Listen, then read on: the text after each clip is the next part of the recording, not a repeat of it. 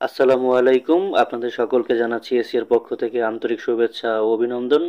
আজকে আমরা নবম দশম শ্রেণীর বাংলা প্রথম পত্রের কপোতক্ষ নদ কবিতাটি নিয়ে আলোচনা করব এবং এই কবিতার বিস্তারিত ব্যাখ্যা নিয়ে আলোচনা করব। চলুন শুরু করি। কপোতক্ষ নদ কবিতাটি লিখেছেন মাইকেল মধুসূদন দত্ত। তিনি 1824 খ্রিস্টাব্দের 25শে জানুয়ারি যশোর জেলা সাগরদাড়ি গ্রামে জন্মগ্রহণ করেন এবং 1873 খ্রিস্টাব্দের 29শে জুন পরলোক গমন করেন। কপোতক্ষ নদ একটি চতুর্দশপদী কবিতা, যাকে ইংরেজিতে সনেট বলা হয়। কপোতক্ষ নদ কবিতাটি নেওয়া হয়েছে মাইকেল মধুসূদন দত্তের চতুর্দশপদী কবিতাবলী থেকে। কবিতার ব্যাখ্যায় যাওয়ার পূর্বে আমরা কবিতার গুরুত্বপূর্ণ কিছু তথ্য সম্পর্কে জেনে নেই, কারণ এই গুরুত্বপূর্ণ তথ্য জানা থাকলে সৃজনশীল প্রশ্ন লেখার ক্ষেত্রে অনেকটা সুবিধা পাওয়া যাবে। চলো গুরুত্বপূর্ণ তথ্যগুলো আগে জেনে নিই। কপোতাক্ষ নদ কবিতায় স্মৃতিকাতরতার আবরণে কবির অত্যুজ্জ্বল দেশপ্রেম প্রকাশিত হয়েছে।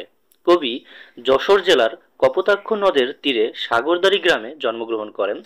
শৈশবে তিনি এই নদের তীরবর্তী প্রাকৃতিক পরিবেশে বড় হয়েছেন। পরিণত বয়সে প্রবাস জীবনে শৈশবের স্মৃতিবিজড়িত নদ কবিতাকে কাতর করেছে। সুদূর বসেও তিনি যেন এর কলকল ধ্বনি শুনতে পান। কত দেশে কত নদী তিনি দেখেছেন, কিন্তু মাতৃস্বরূপ এ নদের দুগ্ধ স্রোতরূপী ধারা পৃথিবীতে আর কোথাও পাননি তিনি। এ নদের কাছে কবির আকুল মিনতি। বাংলা কবিতা ও গানে তিনি যেন এ নদের কথা দেশের মানুষের কাছে পৌঁছে দিতে পারেন। কপোতক্ষ নদ কবিতাটিতে 14টি চরণ রয়েছে, আর এই 14টি চরণকে মূলত দুইটি ভাগে ভাগ করা হয়েছে। প্রথম ভাগে রয়েছে 8টি চরণ এবং দ্বিতীয় ভাগে রয়েছে 6টি চরণ। প্রথম 8টি চরণকে বলা হয় অষ্টক, পরবর্তী 6টি চরণকে একত্রে বলা হয় ষষ্ঠক। অষ্টকে থাকে ভাবের প্রবর্তনা এবং ষষ্ঠকে থাকে ভাবের পরিণতি। কপোতক্ষ নদের 14টি লাইনের একটি মিলন বিন্যাস রয়েছে। সেই মিলন বিন্যাসটি হচ্ছে ক খ ক খ ক খ খ ক গ ঘ গ ঘ গ ঘ। আমরা প্রথমে প্রথম 8টি লাইনের মিলন বিন্যাস সম্পর্কে আলোচনা করব, পরবর্তীতে 6টি লাইনের মিলন বিন্যাস সম্পর্কে আলোচনা করব। প্রথম 8টি লাইনের মিলন বিন্যাসটি হচ্ছে ক খ ক খ ক খ খ খ। এটি কিভাবে হলো? প্রত্যেকটি লাইনের শেষে যেই শব্দগুলো রয়েছে সেই শব্দগুলো আমরা প্রথমে একটু পড়ে নেব। প্রথম লাইনের শেষে রয়েছে মনে, দ্বিতীয় লাইনের শেষে রয়েছে বিরলে, তৃতীয় লাইনের শেষে রয়েছে স্বপনে, চতুর্থ লাইনের শেষে রয়েছে কলকলে, পঞ্চম লাইনের শেষে রয়েছে ছলনে, ষষ্ঠ লাইনের শেষে রয়েছে দলে, সপ্তম লাইনের শেষে রয়েছে জলে এবং সর্বশেষ যে লাইনটি রয়েছে অষ্টম লাইন, তার শেষের শব্দটি হচ্ছে স্তনে।